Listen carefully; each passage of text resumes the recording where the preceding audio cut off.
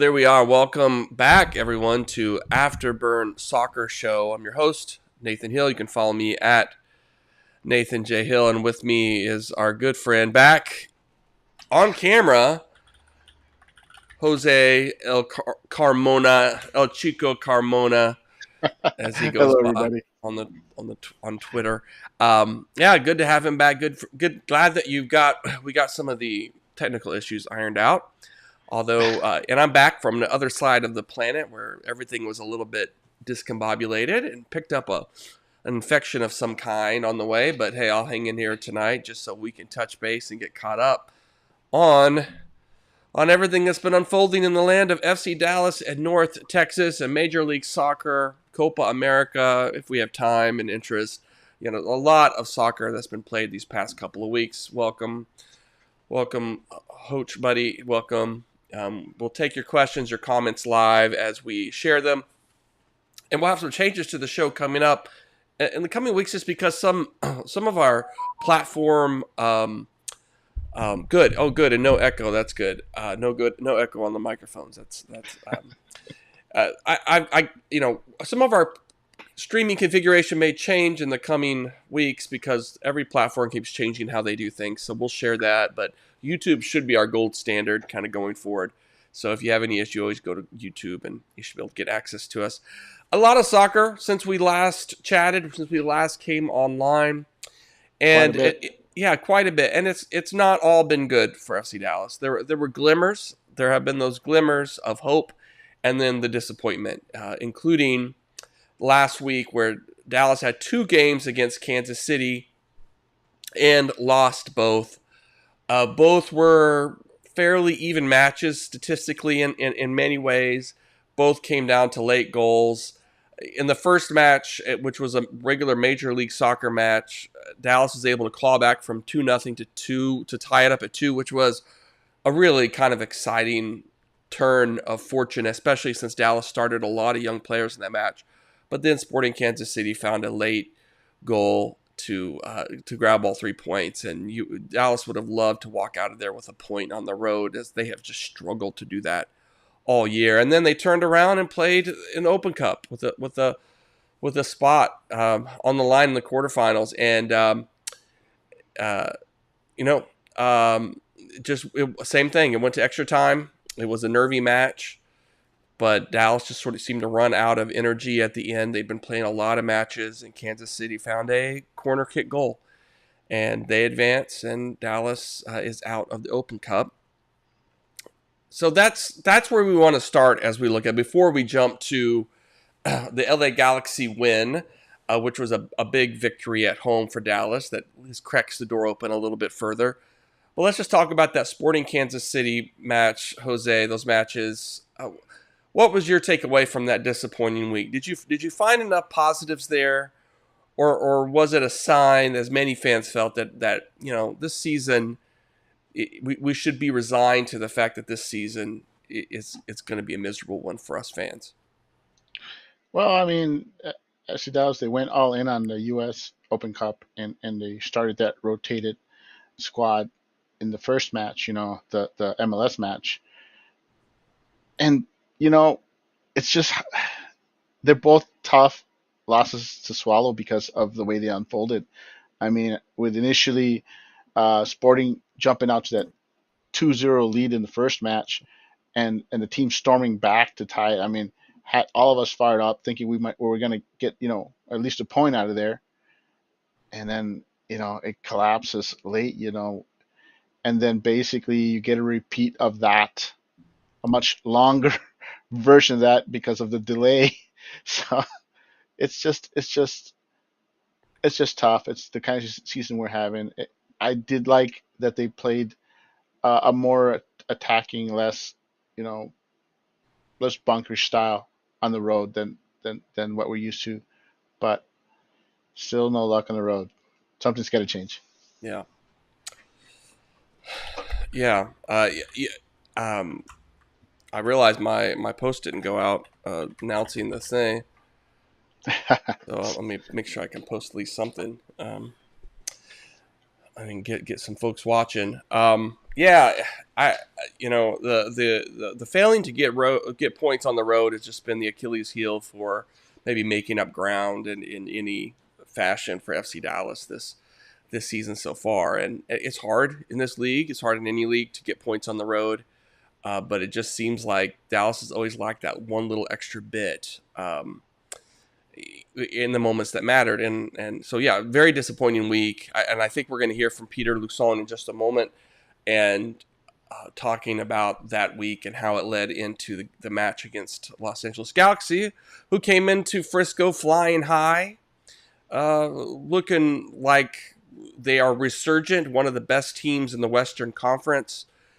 And some of us maybe were not feeling too confident about this match coming into it, even though it was going to be, at home, and Dallas has been doing better at home. So I don't know, Jose. Were you feeling a little bit nervous about this match, and if Dallas was just going to start to collapse some as a team after that brutal week in Kansas City? Yeah, I was worried that the team would give up a late goal. So I was worried that it would end up as a draw. In all honesty, um, and and hey, Marston, my brother-in-law. Anyway, he's it's just he just derailed my train of thought with that with that Yeah, comment. But it's just tough, I thought I was hopeful that the team would somehow, would win like a 1-0 win at home, and I expected the team to play aggressive early, and once they went up 1-0, you saw that they basically weren't as aggressive, and were basically looking for opportunities, and so it wasn't like a convincing win, I would say. It's a nice win, and it's good to keep winning at home, which they've continued to do under their interim manager. And we got to take it. It. It wasn't the prettiest of wins, but it was a win, and it's great to see Musa continuing to score, and Farrington looking like he's a future MLS starter. Every game starter.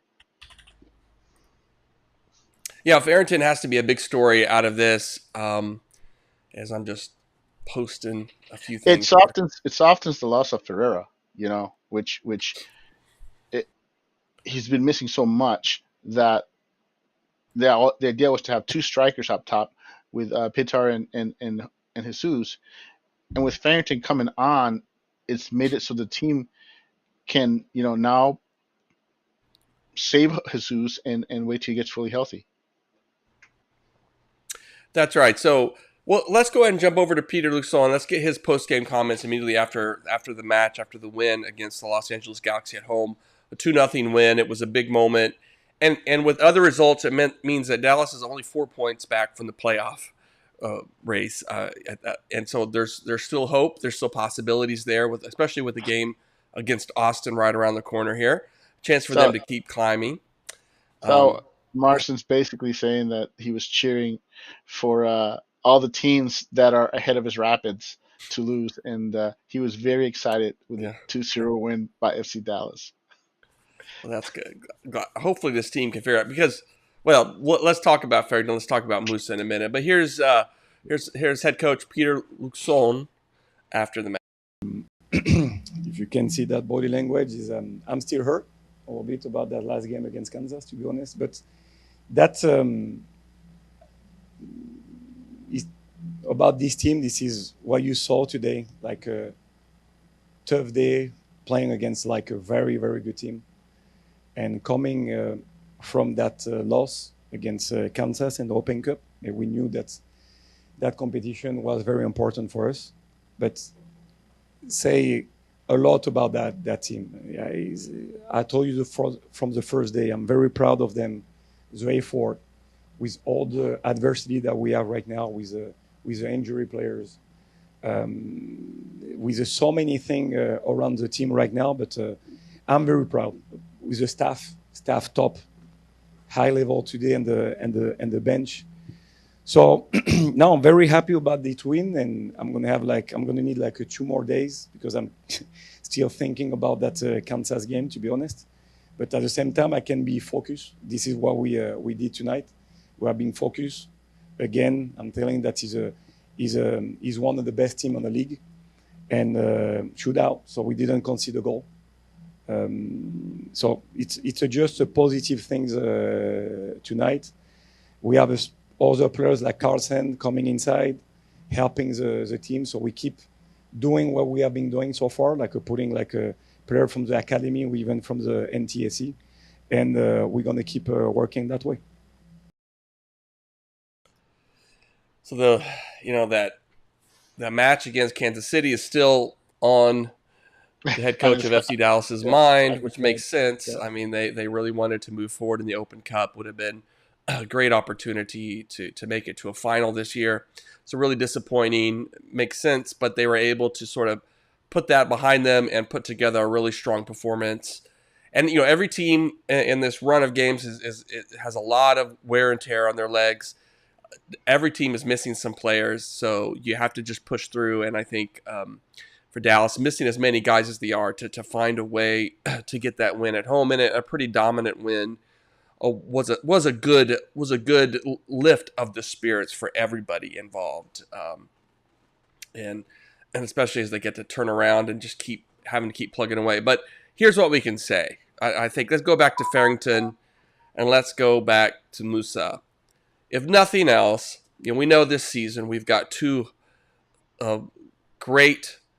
We got a great striker in Musa. We got a kid Farrington who is just a great draft pick. Even if he ends up just being a rotation kind of guy, but he looks like he could still grow. He could still adjust and learn and develop. And so maybe has a higher ceiling than that. It's really exciting for Dallas to have two guys who can score when Jesus Ferreira is not on the pitch and when other guys are not on the pitch or not in form. Really, really good stuff. And I thought uh, Ilara Mendy had a great game, had a great week. He had a lot of minutes on his legs and still was able to do some passes and things that were really exciting. It was nice for this team to rebound after a pretty dismal defensive performance in Kansas City. I think to get that clean sheet. A lot of question marks.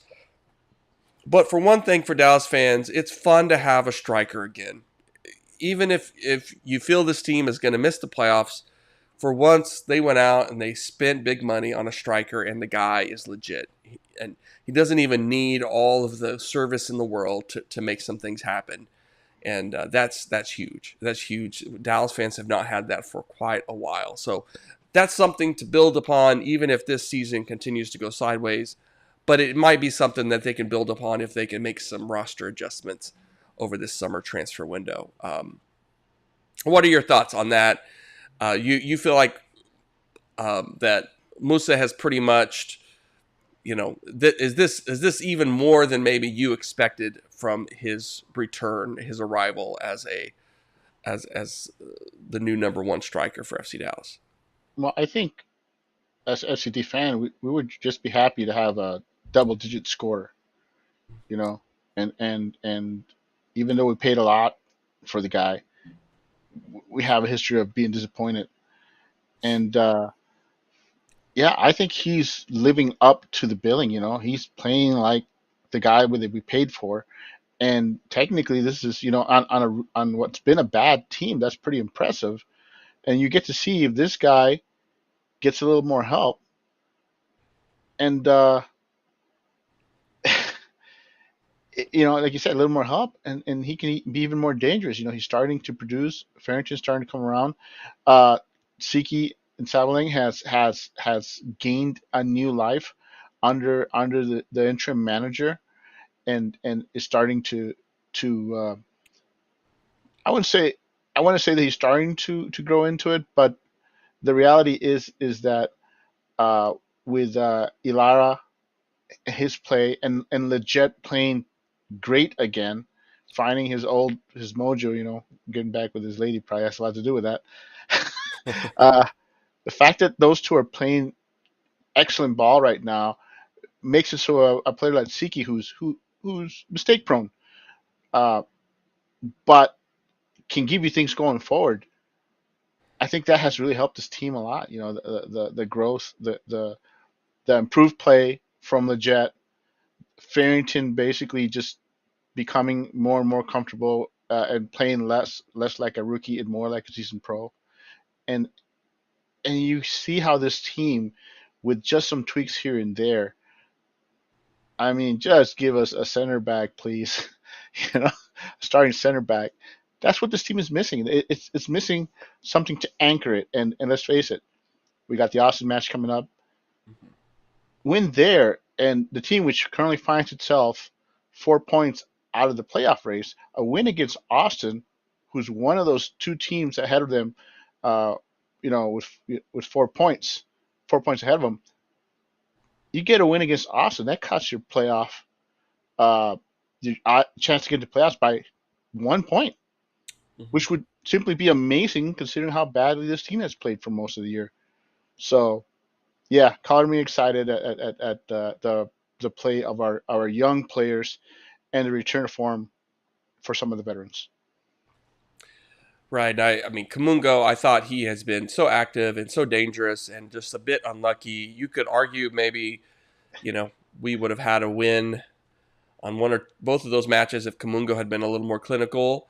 But he hasn't played a lot. That's my only defense of him It's is just like, and he's had some great chances, but those are chances that a veteran guy, you expect him to finish, and Kamungo is But still a Kamungo really is not fascinating story. technically a veteran. He's only a second year player, and let's not forget that he was being played out of position by our previous manager, and so he's only just now basically getting back to playing in a spot that's comfortable for him.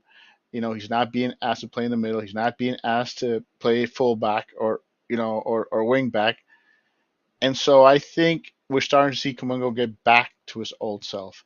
I still don't think he is, you know, enough of a difference maker by himself. He's not going to lead this team in scoring or assists or created, um, created opportunities, but he brings chaos to the table, and that's something that this team, needs at times. When it looks toothless, it's nice to have someone that can basically cause chaos and make something beautiful happen, which is basically what Kamungo is doing. He just doesn't do it enough, and that's okay. He's young. Hopefully, we'll start seeing more and more of that Right. from him. All right. I think these are all learning opportunities for him. Um, and I mean, the big issue is just defense, and it's just really frustrating. Whether it's just the lack of talent, as you said, maybe one legit veteran center back to pair next to Tafari, who can help bring some leadership, or whether it's a new vocal leader on the back line or what, just to help deal with some of those situations. Especially against Kansas City, two of the set piece goals, you just can't give those things up in a crucial match, and even for some veteran guys like Tumasi to be responsible sometimes for missing their mark or whatever. It's just it's hard. It's hard to know what to make of all of that. So definitely this summer Well, transfer window, we're going to be watching. And the big rumor that's out there, and I think Hoch here, he mentioned it, kind of alluded to it. If the team, was this the last match that Martin Paz will be with the team? Because there have been rumors that yeah, Empoli from Italy, Serie A, will be coming in and looking for a loan with a mandatory buy option to bring the hot keeper in, and just as he prepares to go to his first MLS All-Star match. Congratulations to him for that honor. And so, the rumor I had heard a few weeks ago was that they were working on a long-term contract extension to keep Paz in Dallas for the rest of his career, like to really make him a mainstay, and which I would have no problem with. I just love the guy. He loves Dallas. He's acclimated well. and he's an important figure. He's charismatic. He loves the fans. It seems like a big win, but maybe with how things have been going, a team like this comes looking, and Paz says, "Well, maybe I'll listen. Maybe I'll listen and return to Europe with my supermodel wife." So we don't know yet. We don't know if it's just conversations happening, if the valuations will be met, if the negotiations will come together. But it's one of those things that's looming over it that could add further turmoil. But it could also open the door for new signings that could help bolster Dallas's run. What are your thoughts on that rumor? My thoughts on that rumor is that I'm a huge fan of, big sales and transfers and stuff like that. I'm not a fan of that rumor, and I'm hoping that it's wrong and it's not true.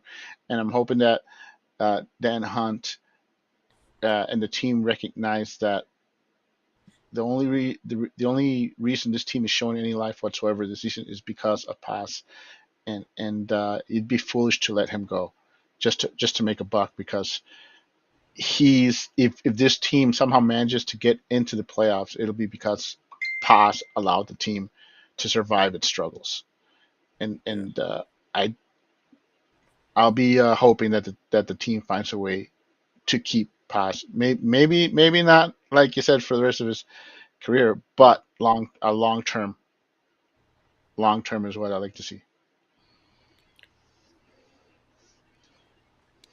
Well, I think we saw the blueprint against the LA Galaxy, which was um, continuing to find ways, a much more vertical game, and that's something that Luke Stone talked about when he took over, was to not passing back as much. I mean, that goal we played at the opening during the credits, the Farrington's goal against LA, was just the kinds of ways I think that Dallas wants to, in the short term, break down opponents, which is I get the want to ball over the actually top. add something to that. Yeah. Like the thing with Sporting Kansas City, uh, I think if you look at that game, especially the first one when the team was down 2-0, and then they tied it, they rolled back. The momentum was with them, and the subs they brought in were not defensive subs.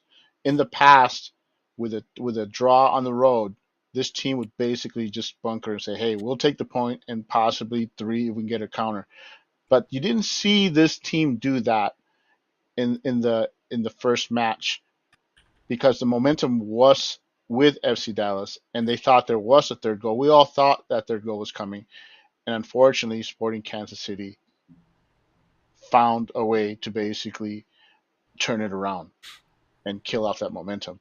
But this team wasn't playing bunker ball like, in the past, several years.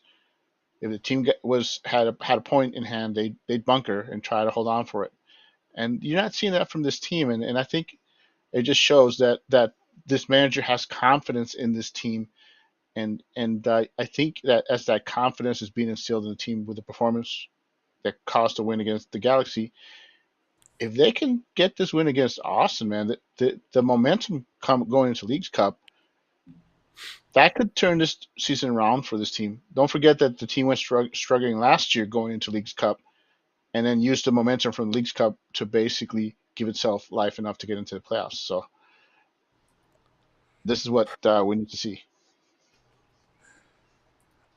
Well, I suggest you Google, here they are at a recent pregame. So evidently, um, um, big time. I don't know, a supermodel. I'm not sure. I don't. I have never looked her up. But you be the judge, there, buddy. But I'm fairly sure that she is, but not like a headliner. But what do I know? If she tells me if he tells me his wife's a supermodel, I'm not gonna argue with him.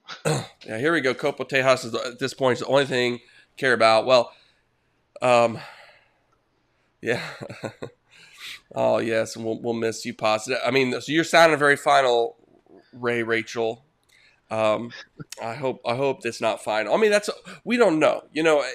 It could be that this is bad run of form, and that Martin says, man, maybe this team needs to is going to have a fire sale, and so maybe I need to be looking at my opportunities, and this comes along, or maybe this is a really good opportunity for him to play top level football in Italy and to stay sharp and things, and that his value has increased, which is a good thing. What Dallas wants to do. So there's a lot of it may be a win-win eventually for Dallas, and the price that Empoli may be willing to pay, it may be a really nice price, a return on investment. So there's just a lot that will have to go into this, and I think we're all just sort of holding our breath, because if he does go, then we have to turn, to um, our youngster, either Jimmy Moore or what am I blanking? I'm Carrera. Carrera, yeah, and who I think is a bright talent, but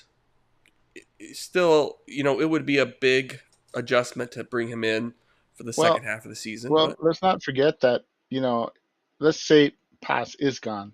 Then the team's going to get money on that. It's going to open up a spot, an international spot at that. Uh, and they have an open U22 spot. So suddenly the team will be out of excuses for why they're not bringing in a center back or a defensive midfielder. And I agree with Ray Rachel that if if Pass goes to Italy, I think we'll all be happy for him. That's nothing, I think we all love seeing FC Dallas players make it to the Big Five leagues in Europe. But also at the same time, it would be very like the Hunts to sell off a player mid-season, and then basically it comes back to haunt the team. Uh, we all know what Jimmy can do. He's a solid keeper, but he's not a game winner for you. He's not. He's a guy that's gonna make the right moves, but he's also kind of lost a step also.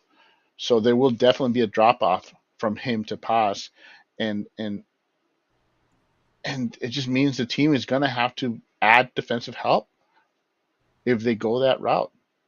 It's got to be, they have to add a true defensive midfielder, which now that Fraser's injured and could be out long term, the team needs desperately to have a true defensive midfielder, because there is no true defensive midfielder now that Fraser's, you know, injured, unless you're going to give Norris a run. So you'll be out of excuses. Get a true defensive midfielder. Bring in another center back. That's two players, and of course you have signed probably a third keeper. So if Paz is gone, they better be bringing in some reinforcements. yeah, and Hoach there is referring to this defensive midfielder rumor that has surfaced on Twitter. A guy named Manuel Kafumana, who is an Angolan professional player, plays in Israel right now for one of their, I think they're better teams. I think Yes. Maccabi Haifa is one of their best teams. They're big fours. Um, Defensive midfielder. Uh, he's 25 years old, so it'd be an in prime kind of player. Interesting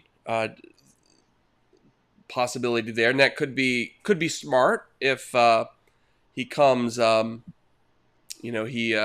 would be a kind of a potential replacement for Ilar Mendy, who we don't know how much longer he's going to be out there on the field after this season. He may decide it's time to close up shop as a retire, but we just don't know. And there's my dog making a lot of noise. I don't know about him being a replacement for Ilara. I mean, that's a big ask, but I do know that none of the fans are going to be impressed with another player signed from the Israeli league, because no one's been impressed by Ansa, and then you see the team double dip and, and go get another player from the Israeli league, and I'm not sure that's going to get anybody excited. Uh, let's just say though that this team does have a history of, once they get a player from a league or a country, they don't have any problem going back to there. So you saw this in Romania, where the team has signed multiple players from Romania, or multiple players out of Hungary. So it it's if this team got an answer from the Israeli league, it's very likely they were also monitoring other players besides him. And so we should not be surprised if they do sign a player from there. I don't know his quality, but he'll be playing in a position of need. So I think we would expect him to at least be a regular contributor for the team. Well, he did play for Boa Vista back in 2020, 2021. I'm thinking that probably overlaps with Reggie Cannon potentially. He was loaned out there, so interesting guy, this player. I mean, but yeah, I don't know a lot about him either, and uh, we'll have to just wait and see if that's just a possibility. They're exploring some guys, um, and yeah, the Israeli league is I think below MLS, but I think it I think all these leagues have their top few teams that tend to gobble up the talent kind of. So, and I think Israel is in that case too. So, from one of those top few teams, there's some talent there potentially, but it'll be interesting to see. Kind of, Yeah, it's Europe. Even in a league that's lesser than MLS, there are teams that are better than most MLS teams, and so it, where this player comes from and his background is very important. The fact that he's played for Boa Vista, that he's been loaned to them, means that he's at least played in a tougher league. A league that has such teams that that some people would say is better than MLS. So it would be, I think, it's a good sign. His background's a good sign. Like I said, I don't really claim to know much about the guy, yeah, but they have to get it right if Frazier is gone for the rest of the season, because, like I said, they don't have anybody there that's a true defensive midfielder, and this guy is a defensive midfielder. And if Frazier's not available, then this guy has to come in and give us minutes immediately. That's what I don't know if the guy's that kind of player. It feels that way. We only have one scout now. well, let's close out the show. Well, of course, we can mention that North Texas has been mostly on a roll. They really haven't missed a beat with Michelle taking over as head coach. He's fun to talk to after the matches, and the team is a lot of fun to watch. Of course, there's been some rotation, some guys like Thomas Pondeka getting minutes with the senior team because of injuries and things. So I think that's adjusted things a little bit for them. But they did lose. They went up to Colorado and lost, only their second loss in the season, 2-0 against the Rapids 2. It's a bit of a Rapids, surprise result. yeah. A bit of a surprise result because Rapids 2 haven't been super great this season, have been trying to build something there. Um, and North Texas has been so good on the road, and so they just went up and they just never really got going. Maybe had a few decent chances late, but it was a little bit, you know, too late, too little, kind of a thing. And so it's a learning experience for that team, and still a lot to like about that team as far as they're them pushing for some postseason action. So I know, like right now, North Texas are regularly sending out deals where you can get tickets for free. So FC Dallas fans, go see North Texas, go support They're a this fun team. team. They're a fun I have team. to admit, though, that I missed yesterday's game because for some reason I thought it was today. And so if I would have known that they were playing Sunday, I would have let Marcin, who's a Rapids fan, know that they were playing, and we would have watched it together. Unfortunately, um, he unfortunately for me, didn't see the team lose, so they're still undefeated in my heart. And unfortunately for him, he missed a chance to give me crap all night. But and meanwhile, like Austin, it could be a good time, really, for Dallas to play Austin. I mean, I think it's at home, so you expect a win. I mean, you just got to win, and you got a chance to get the Copa Tejas, which I know isn't as valuable as the Open Cup, but it could be a little moral boost, and fans would sure be happy to talk a little crap to Austin fans for a bit.